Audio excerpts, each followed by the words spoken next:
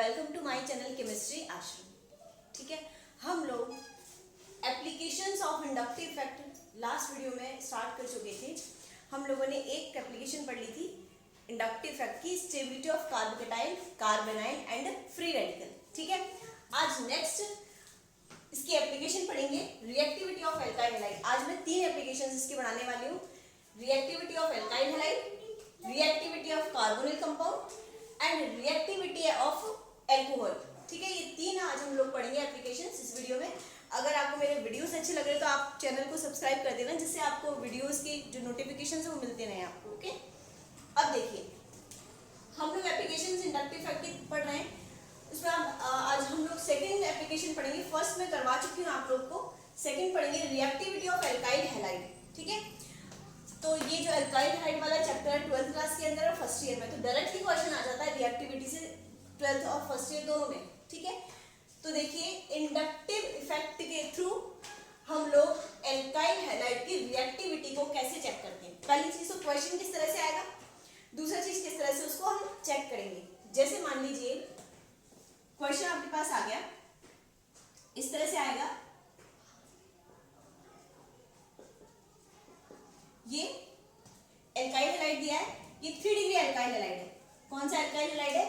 3 degree alkyl halide है। कैसे पता चला ये 3 डिग्री एल्काइल हैलाइड है? जो कार्बन है, हेलोजन से जुड़ा जो कार्बन है वो कितने एल्काइल ग्रुप से जुड़ा हुआ है? 1 2 3, तो उसको बोलेंगे 3 डिग्री एल्काइल हैलाइड।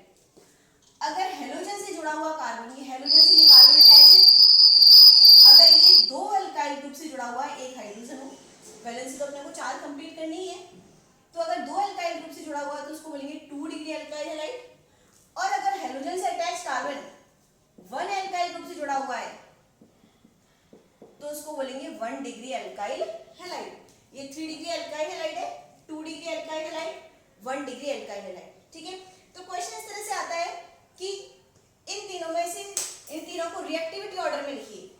किसमें लिखिए? किसकी रिएक्टिविटी सबसे ज्यादा है? 3 डिग्री की ज्यादा है, 2 डिग्री की ज्यादा है, या 1 डिग्री की रिएक्टिविटी सबसे ज्यादा है। ठीक है, तो अपन कैसे चेक करते हैं रिएक्टिविटी को, ध्यान दीजिए। After removal of halide ion we check the stability of carbocation. यानी कि इन हैलाइड को रिमूव करने के बाद अपने को जो कार्बोकेटाइन बनेगा, जैसे मान लीजिए हम जानते हैं कार्बन और हेलोजन, तो मैंने पहले बता चुकी हूँ हेलोजन की जो इलेक्ट्रोनेगेटिविटी होती है वो ज्यादा होती है, तो हेलोजन बॉन्ड के इलेक्ट्रॉनों को अपने साथ ले जाता है। तो क्या बनेगा? ये बनेगा कार्बोकेटाइन। कार्बन के ऊपर पॉजिटिव को क्या बोलते हैं, मैं बता चुकी हूँ कार्बोकेटाइन बोलते हैं। ये 3 डिग्री कार्बोकेटाइन बन गया, और ये क्या बनेगा हमारा? 2 डिग्री कार्बोकेटाइन बनेगा। ठीक है, इसी तरह से वहां पर क्या बनेगा? 1 डिग्री कार्बोकेटाइन बनेगा हमारा। ठीक है, अब देखिए ये 1 डिग्री हो गया। अपने को मैंने क्या बताया, after removal of halide ion we check the stability of carbocation. हमको इस कार्बोकेटाइन की स्टेबिलिटी चेक करनी है। क्या चेक करनी है? स्टेबिलिटी को चेक करना है कि सबसे ज्यादा स्टेबल कार्बोकेटाइन कौन सा है। तो देखिए मैं आपको लास्ट वीडियो के अंदर एक बहुत ही इंपॉर्टेंट जो कॉन्सेप्ट है वो मैंने बताया था आपको, कि अगर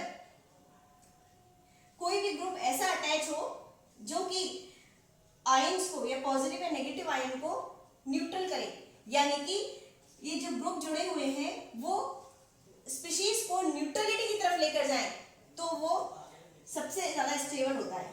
जैसे देखिए ये कार्बन के ऊपर पॉजिटिव चार्ज है। ठीक है, लास्ट वीडियो देख लीजिए, अच्छे से समझ में आ जाएगा, मैंने पूरा वहां अच्छे से क्लियर कर रखा है। ठीक है, स्टार्टिंग में क्लियर कर रखा है। जैसे ये कार्बोकेटाइन, कार्बन के पास पॉजिटिव चार्ज है, यानी कार्बन के पास क्या इलेक्ट्रॉन की कमी है, इलेक्ट्रॉन डेफिशिएंट हो गया। अब तुमको मैंने लास्ट वीडियोस में जब इंडक्टिव इफेक्ट स्टार्ट किया था मैंने बताया था एल्काइल ग्रुप जो होते हैं वो इलेक्ट्रॉन डोनर होते हैं। कैसे होते हैं? Electron donor. ठीक है, 1 2 3 एल्काइल ग्रुप है, 3 जो एल्काइल ग्रुप है वो इलेक्ट्रॉन डोनेट कर रहे हैं। ठीक है, ये तीनों इलेक्ट्रॉन डोनेट कर रहे हैं, तो क्या ये क्या करेंगे? कार्बन के जो पॉजिटिव आयन है, जो कार्बन में इलेक्ट्रॉन्स की जो कमी है उसको कुछ हद तक ये क्या कर देंगे, कुछ क्या काफी हद तक उसको क्या कर देंगे? न्यूट्रल कर देंगे। ये इलेक्ट्रॉन देंगे तो इसकी कमी को क्या कर देंगे? पूरा कर देंगे। तो ये 3 डिग्री कार्बोकेटाइन सबसे ज्यादा स्टेबल है, मोस्ट स्टेबल हो गया। ठीक है, अगर 2 डिग्री की बात करें तो कार्बन के पास पॉजिटिव चार्ज है, इसको कितने एल्काइल ग्रुप इसको न्यूट्रल कर रहे हैं, देने वाले कितने ग्रुप है? 2, जबकि यहाँ कितने दे रहे थे? 3, तो ये भी स्टेबल होगा लेकिन इसकी तुलना में कम स्टेबल होगा। ये सबसे ज्यादा स्टेबल, उससे कम ये। फिर देखो यहाँ एक ही अल्काइल ग्रुप इलेक्ट्रॉन दे रहा है, तो एक ही इसको क्या कर रहा है, न्यूट्रल कर रहा है, ठीक है। तो इसके पास जो इलेक्ट्रॉन है, जो इलेक्ट्रॉन की जो भूख है इसकी सबसे ज्यादा रहेगी इन तीनों में। इसकी भूख तो शांत हो जाएगी लगभग, क्योंकि तीनों ने दे चुके हैं इलेक्ट्रॉन, इसकी थोड़ी और भूख रहेगी। इसकी भूख सबसे ज्यादा रहेगी इलेक्ट्रॉन लेने की, ठीक है, क्योंकि इसको एक ही दे रहा है अभी, ठीक है। तो सबसे ज्यादा स्टेबल कौन सा हो गया, ये, ठीक है। तो अब तीनों में मोस्ट स्टेबल कौन सा है, ये। जब हमने क्या किया है, हैलाइड आयन को क्या कर दिया, रिमूव कर दिया, उसके बाद हम स्टेबिलिटी चेक करें कार्बोटाइन की, सबसे ज्यादा स्टेबल ये है, ठीक है। तो इसकी रिएक्टिविटी भी सबसे ज्यादा होगी, ठीक है। तो 3 डिग्री अल्काइल हैलाइड सबसे ज्यादा स्टेबल हो गया, 2 डिग्री अल्काइल हैलाइड उससे कम स्टेबल हो गया, और 1 डिग्री अल्काइल हैलाइड सबसे कम स्टेबल हो गया। तो रिएक्टिविटी भी सबसे ज्यादा किसकी हो गई, 3 डिग्री की सबसे ज्यादा रिएक्टिविटी। तो रिएक्टिविटी अगर ऑर्डर चेक करें, सबसे ज्यादा इसका, फिर उसके बाद इसका, फिर टेक्स्ट। 3 डिग्री अल्काइल हैलाइड सबसे ज्यादा रिएक्टिव है। क्यों रिएक्टिव है, क्योंकि हैलाइड आयन को रिमूव करने के बाद जो कार्बोकेटाइन बन रहा था उसकी स्टेबिलिटी सबसे ज्यादा है, इसलिए ये जो है वो सबसे ज्यादा रिएक्टिव है, ठीक है। तो रिएक्टिविटी ऑर्डर देख लिया। अब क्वेश्चन इस तरह से भी आ सकता है, रिएक्टिविटी भी पूछ सकते हैं, इस तरह से भी आ सकता है क्वेश्चन कि इस तरह से रिएक्शन दे दे, कोई रिएक्शन दे दे, AgNO3 से रिएक्शन करवानी है, मान लो उसकी, किससे करवानी है, AgNO3 से करवानी है। तो किसकी रिएक्शन होगी और किसकी रिएक्शन नहीं होगी, हमें ये चेक करना है कि किसकी रिएक्शन होगी और किसकी रिएक्शन नहीं होगी, ठीक है। तो देखिए, जब हम हैलाइड आयन को रिमूव कर देंगे उसके बाद क्या बनेगा, 3 डिग्री कार्बोकेटाइन बना, यहाँ पे क्या बना, 2 डिग्री कार्बोकेटाइन बना, जबकि यहाँ पे क्या बना, 1 डिग्री कार्बोकेटाइन बना, ठीक है। तो चूंकि 3 डिग्री कार्बोकेटाइन सबसे ज्यादा स्टेबल होता है, इसीलिए ये इसकी जो रिएक्टिविटी है सबसे ज्यादा होगी, मैंने बताया था, इसलिए AgNO3 से फटाफट रिएक्ट कर लेगा। रिएक्शन क्या हो जाएगी हमारी, पहले कार्बोकेटाइन बन जाएगा, उस कार्बोकेटाइन पर किसका अटैक, Ag प्लस होता है, NO3 माइनस होता है, ये प्लस है हमारा, प्लस पे कौन अटैक करेगा, ये प्लस तो करेगा नहीं, कौन अटैक करेगा, NO3। तो आंसर क्या आएगा हमारा, RRCNO3, ये आंसर आ जाएगा।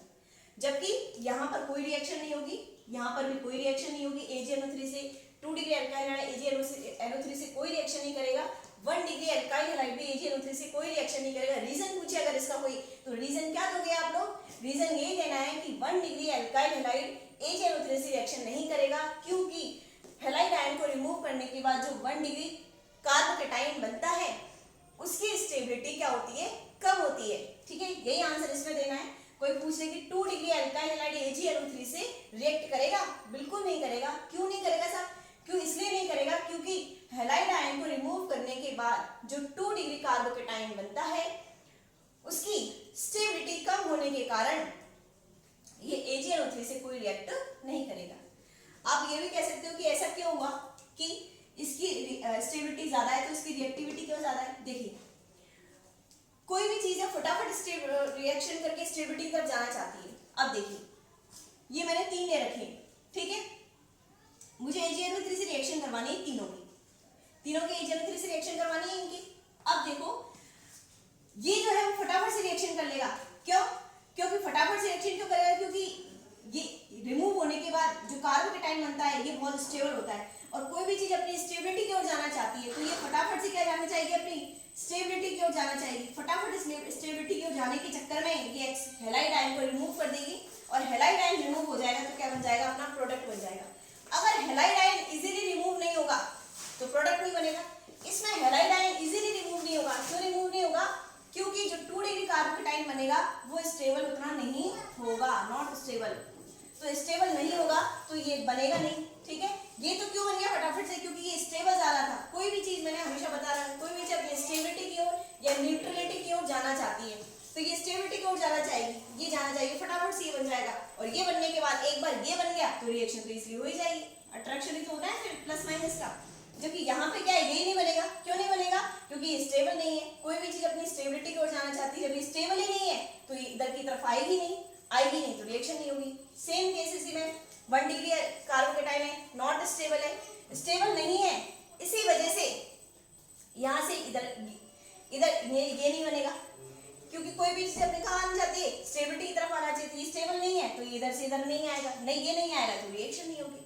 ठीक है, आई बात समझ में? तो यही रीजन था कि हमारा जो 3 डिग्री अल्काइल हैलाइड है वो मोस्ट स्टेबल है, इसलिए 3 degree alkyl halide more reactive है, मोस्ट रिएक्टिव है, क्योंकि रिमूव करने के बाद हैलाइड आयन को सबसे ज्यादा स्टेबल कार्बोकेटाइन बनता है। ठीक है, तो यही इसका रीजन था। बाकी कुछ भी क्वेश्चन पूछ सकते हैं। अब ये भी हो सकता है कि ये दे दे तुमको और कहे कि इन तीनों में रिएक्शन करवाने के लिए सबसे ज्यादा विगरस या सबसे ज्यादा स्ट्रॉन्ग कंडीशन किस में लेनी पड़ेगी, सबसे ज्यादा स्ट्रॉन्ग कंडीशन किस में लेनी पड़ेगी। देखो ये तो बेचारा बहुत सीधा सा है, इजीली रिएक्शन कर लेगा, तो हल्की फुल्की कंडीशन ले लोगे तब भी रिएक्शन इजीली हो जाएगी। लेकिन ये आसानी से रिएक्शन नहीं कर रहा, क्योंकि ये रिएक्टिव नहीं है। रिएक्टिव क्यों नहीं है? क्योंकि हैलाइड आयन को रिमूव करने के बाद जिसका कार्बोकेटाइन बन रहा है वो स्टेबल नहीं है, तो ये रिएक्टिव नहीं है। तो इसकी रिएक्शन करवाने के लिए हमको जबरदस्ती करना पड़ेगा, इसको जबरदस्ती कुछ प्रेशर, टेम्परेचर वगैरह, कुछ कैटलिस्ट वगैरह, एसिड वगैरह दे दाके हमको क्या करनी पड़ेगी, रिएक्शन करवानी पड़ेगी। ठीक है, जबरदस्ती इसको भेजना पड़ेगा कार्बोकेटाइन की तरफ, और जबरदस्ती भेजने के लिए कुछ ना कुछ प्रेशर तो लगाना ही पड़ेगा। तो प्रेशर से क्या मतलब है, या तो टेम्परेचर हो सकता है, प्रेशर हो सकता है, कैटलिस्ट हो सकता है। समझ में आई मेरी बात? तो सबसे ज्यादा स्ट्रॉन्ग कंडीशन किसमें लेनी पड़ेगी, अल्काइल हैलाइड तीनों में से रिएक्शन करवाने के लिए स्ट्रॉन्ग कंडीशन सबसे ज्यादा इसमें लेनी पड़ेगी, देन इसमें। और ये तो बिल्कुल नॉर्मल कंडीशन पे हमारी रिएक्शन संपन्न कर देगा, कोई भी रिएक्शन, ये नहीं AgNO3, कोई भी रिएक्शन हमारी नॉर्मल कंडीशन में हमारी इजीली हो जाएगी, क्योंकि ये बहुत ज्यादा रिएक्टिव है। समझ में आई मेरी बात? तो इस तरह से हम अल्काइल हैलाइड की रिएक्टिविटी को इंडक्टिव इफेक्ट के थ्रू चेक करते हैं, क्योंकि इंडक्टिव इफेक्ट के थ्रू ही हमें पता चला था कि जो अल्काइल ग्रुप है वो इलेक्ट्रॉन डोनर है।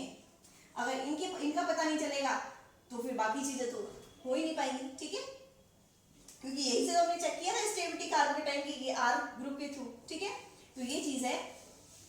एक क्वेश्चन जैसे अगर मैं देना चाहूँ, जैसे ये बोल दूं कि बताइए, ये नाम बता सकते हैं इसका मुझे आप, क्या नाम है इसका, बताइए। इसका नेम है 12th क्लास के फर्स्ट चैप्टर में ही है, अल्काइल हैलाइड जो चैप्टर है स्टार्टिंग में आ जाएगा। इसका नेम बेंजाइलिक हैलाइड है। क्या है? Benzylic halide. बेंजाइलिक हैलाइड क्या होता है? बेंजाइलिक हैलाइड इसको कहते हैं जिसमें हैलोजन जो है, ठीक है, वो इस sp3 ऐसे sp3 कार्बन से अटैच हो जो कि बेंजीन ग्रुप से जुड़ा हुआ हो। ठीक है, समझ में आई बात? बेंजाइलिक हैलाइड किसे कहते हैं? जिसमें हैलोजन ग्रुप ऐसे, अब ये मैंने बता चुकी हूँ पहले पिछले वीडियोस में कि sp3 sp2 क्या होता है, तो इसका क्या डेफिनेशन आएगी? अगर हैलोजन ग्रुप ऐसे कार्बन से अटैच हो, ऐसे sp3 कार्बन से अटैच हो जो कि बेंजीन से जुड़ा हुआ, तो उसे बोलते हैं बेंजाइलिक हैलाइड। क्या बोलते हैं? Benzylic halide. ठीक है, समझ में आई बात? ये बताइए बेंजाइलिक हैलाइड है क्या? देखिए ये बेंजाइलिक हैलाइड है क्या? तो इसके लिए हमें क्या करना पड़ेगा? इस कार्बन की हाइब्रिडाइजेशन को चेक करना पड़ेगा। इस कार्बन की हाइब्रिडाइजेशन क्या है? sp3 है, बता चुकी हूं पहले मैं ये चीज है। ठीक है, अब इस कार्बन की हाइब्रिडाइजेशन sp3 है, तो अपनी डेफिनेशन चेक करो। ठीक है, तो डेफिनेशन क्या है? ऐसा हैलोजन जो उस sp3 कार्बन से अटैच हो, ऐसा हैलोजन जो उस sp3 कार्बन से अटैच हो जो कि बेंजीन ग्रुप से सीधा जुड़ा हुआ है। ये हैलोजन है, ये sp3 कार्बन से अटैच है, ये sp3 कार्बन बेंजीन से जुड़ा हुआ है, तो ये हो गया बेंजाइलिक हैलाइड। ठीक है, तो ये भी हमारा क्या है? बेंजाइलिक हैलाइड है। डिफरेंस क्या है दोनों में? ये कार्बन 3 अल्काइल ग्रुप, ये अराइल है और ये अल्काइल है, अराइल ग्रुप बोलते हैं इसको। ठीक है, तो 3 से जुड़ा हुआ है तो उसको बोलेंगे 3 डिग्री बेंजाइलिक हैलाइड। और ये कितने से जुड़ा हुआ है? एक ही ग्रुप से जुड़ा हुआ है, अराइल है जो कि, तो उसको बोलेंगे 1 डिग्री बेंजाइलिक हैलाइड। समझ में आई मेरी बात? ठीक है, तो इस तरह से हम लोग चेक करते हैं। तो अब मुझे बताना है आपको, वो जो क्वेश्चन है वो ये है हमारा कि बेंजाइलिक हैलाइड की रिएक्टिविटी बताइए कैसी होती है। ये मोर रिएक्टिव होता है या लेस रिएक्टिव होता है? मोर है या लेस है, ये मुझे आंसर देना है। यहाँ टिक होगा कि यहाँ टिक होगा? देखिए चेक कीजिए। इसमें कैसे चेक करते हैं अपन? चेक करना बताया था अपने को, क्या करना है? रिमूव करना है पहले तो हैलाइड आयन को। ये रिमूव हो गया, कार्बोकेटाइन बन गया हमारा, बन गया कार्बोकेटाइन। अब चूंकि इसका नाम क्या था? बेंजाइलिक हैलाइड, तो इससे जो कार्बोकेटाइन बनेगा उसका नेम हो जाएगा बेंजाइलिक कार्बोकेटाइन। क्या नेम हो जाएगा? Benzylic carbocation. अब अगर ये कार्बोकेटाइन हमारा स्टेबल है तो इसकी रिएक्टिविटी ज्यादा होगी। ठीक है, क्योंकि ये स्टेबल होगा तो फटाफट से ये इधर भागेगा। भाई ये अगर स्टेबल हुआ तो ये जो चीज है वो फटाफट इधर भागेगी, ठीक है, स्टेबिलिटी की ओर भागना चाहती है कोई भी चीज, तो ये इधर भागेगी तो फटाफट से हमारी रिएक्शन हो जाएगी। समझ में आई मेरी बात? ठीक है, तो देखिए ये बेंजाइलिक कार्बोकेटायन स्टेबल है, ये चेक करना है हमको। देखिए हम अगर आप लोग नहीं जानते तो आप लोग जान लीजिए और आगे भी याद रखिए, जहाँ पे रेजोनेंस होता है वो स्पीशीज बहुत ही ज्यादा स्टेबल होती है। रेजोनेंस वाली चीज बहुत ज्यादा स्टेबल होती है। अगर किसी के अंदर रेजोनेंस हो रहा है, देखिए यहाँ पे रेजोनेंस हो रहा है, ये यहाँ गया, ये यहाँ गया, रेजोनेटिंग स्ट्रक्चर आती नहीं तो मैं बनवा दूंगी, आपको सिखा दूंगी किसी वीडियो में किसी दिन, ठीक है। ये रेजोनेटिंग स्ट्रक्चर बनाना है, तो यहाँ पे हो रहा है रेजोनेंस, ठीक है। तो रेजोनेंस की वजह से ये जो बेंजाइलिक कार्बोकेटायन है बहुत ज्यादा स्टेबल है, 3 डिग्री से भी ज्यादा स्टेबल, 3 डिग्री अल्काइल ले लिया था ना, उससे भी ज्यादा स्टेबल है। उसका रीजन क्या है? रेजोनेंस, ठीक है। तो इस रेजोनेंस की वजह से बेंजाइलिक कार्बोकेटायन स्टेबल है, तो इसकी रिएक्टिविटी भी ज्यादा होगी, तो मोर रिएक्टिव, ठीक है। आई बात समझ में? एक और एग्जांपल लूं आपके लिए, देखिए ये एग्जांपल एक और लिया है मैंने, ये देखिए। अब मुझे बताना है कि मोर रिएक्टिव है कि लेस रिएक्टिव। पहली चीज तो ये है क्या, ये है क्या, देखिए इसको बोलते हैं एलाइलिक हैलाइड। एलाइलिक हैलाइड क्या बोलते हैं इसको? Allylic halide. किस तरह से एलाइलिक हैलाइड बोला इसको? एलाइलिक क्या होता है समझिए, अभी तो बेंजाइलिक समझा था, अब एलाइलिक को समझिए। ये इंपॉर्टेंट इसलिए बता रही हूँ, बेंजाइलिक एलाइलिक की मोस्टली पूछ लेते हैं। देखिए हेलोजन उस sp3 कार्बन से अटैच हो, इसका हाइब्रिडाइजेशन कितना है पहले तो हाइब्रिडाइजेशन चेक करते हैं आसपास के कार्बन्स का। ये हेलोजन ग्रुप जो अटैच है, इसका हाइब्रिडाइजेशन sp3, इसके पास वाले का क्या है sp2। अब sp2 sp3 बनाना चेक करने में बता चुकी हूँ पहले, इसका sp2, ठीक है, इसका sp3। तो देखिए डेफिनेशन इसकी यही है, हेलोजन जिस कार्बन से attach, sorry halogen sp3 carbon से अटैच हो और वह sp3 कार्बन sp2 कार्बन से अटैच हो, ठीक है। यानी कि हेलोजन उस sp3 कार्बन से अटैच हो रखा हो जो कि पास वाले sp2 कार्बन से अटैच हो। यहाँ पे sp होता तो ये एलाइलिक हैलाइड नहीं होता, यहाँ पे sp3 होता तो भी एलाइलिक हैलाइड नहीं होता, ठीक है। sp2 है इसलिए एलाइलिक हैलाइड है।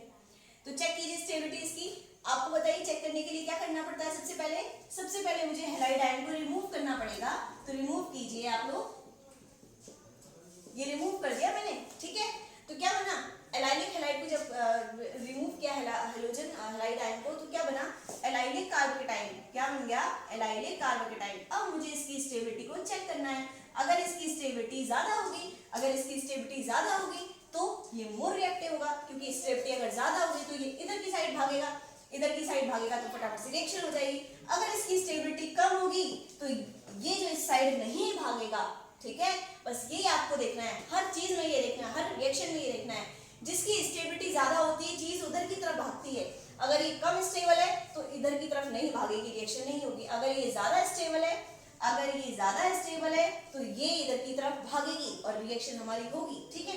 तो देखिए अपने को यही चेक करना है कि इसकी स्टेबिलिटी ज्यादा है या कम है, ठीक है। अब आप देखिए यहाँ पर रेजोनेंस हो रहा है क्या? देखिए बिल्कुल हो रहा है जी, रेजोनेंस हो रहा है बिल्कुल, ठीक है। रेजोनेंस अभी मैं पढ़ाऊंगी तब आपको समझ में आएगा कि रेजोनेंस कैसे होता है, कब होता है और क्यों होता है, ठीक है। अभी आप देख लीजिए कि यहाँ पर ये मतलब एक चीज हल्का सा बता दूं, रेजोनेंस कब होता है? रेजोनेंस तब होता है जब कोई भी चीज कॉन्जुगेशन के अंदर होती है, तो डबल बॉन्ड और डबल बॉन्ड कॉन्जुगेशन में हो, डबल बॉन्ड और डबल बॉन्ड कॉन्जुगेशन में हो, डबल बॉन्ड और नेगेटिव चार्ज कॉन्जुगेशन में हो, double bond and positive charge conjugation में हो, इस तरह की कोई भी चीज हो तो वहां पे क्या होता है? रेजोनेंस होता है। बाकी मैं इसको डिटेल में पढ़ाऊंगी। अभी इंडक्टिव इफेक्ट चल रहा है, जब रेजोनेटिंग इफेक्ट चलेगा तब पढ़ाऊंगी, रेजोनेंस इफेक्ट चलेगा। देखिए यहाँ पर देखिए कॉन्जुगेशन का मतलब जानते हैं ना? कॉन्जुगेशन का मतलब है एक छोड़कर एक। जैसे देखिए मैं आपको हल्का सा समझा ही देती हूँ। यहाँ पर देखिए double bond, single bond, double, एक छोड़कर डबल बॉन्ड आया तो यहाँ पर कॉन्जुगेशन है, रेजोनेंस होगा, ठीक है। अब देखिए जैसे एक चीज और बताऊं, जैसे आपको एक छोड़कर एक डबल बॉन्ड, एक छोड़कर पॉजिटिव चार्ज आ गया तो यहाँ पर क्या है? कॉन्जुगेशन है, होगा रेजोनेंस, ठीक है। अगर इस तरह से कोई चीज हो, सॉरी एग्जांपल्स लेती हूँ मैं, double bond, single bond, negative है, एक छोड़कर एक, डबल बॉन्ड एक छोड़ा फिर नेगेटिव चार्ज, रेजोनेंस होगा, ठीक है। लेकिन अगर मैं कहूँ कि बताओ रेजोनेंस होगा क्या? नहीं होगा। डबल बॉन्ड, सिंगल बॉन्ड तो आया नहीं है बीच में, कॉन्जुगेशन है नहीं, तो रेजोनेंस नहीं होगा, ठीक है। हल्का सा आइडिया दिया मैंने, बाकी इसको डिटेल में पढ़ाऊंगी। देखिए यहाँ पर चेक करते हैं कॉन्जुगेशन है क्या। Double bond, single bond, positive charge, एक छोड़कर एक बीच में सिंगल बॉन्ड आ गया, तो यहाँ पर कॉन्जुगेशन होगा। कॉन्जुगेशन होगा तो रेजोनेंस होगा। कॉन्जुगेशन है, रेजोनेंस है। रेजोनेंस अगर है तो स्टेबिलिटी, मोर स्टेबिलिटी, और मोर अगर स्टेबिलिटी इसकी है तो ये चीज इधर की तरफ भागेगी, और इधर की तरफ भागेगी तो हमारी रिएक्शन इजीली संपन्न होगी। इजीली संपन्न होगी इसका मतलब क्या है, इसकी रिएक्टिविटी ज्यादा है। इजीली संपन्न होगी मतलब रिएक्टिविटी ज्यादा है इसकी, तो ये मोर रिएक्टिव हो गया। समझ में आई बात? ठीक है।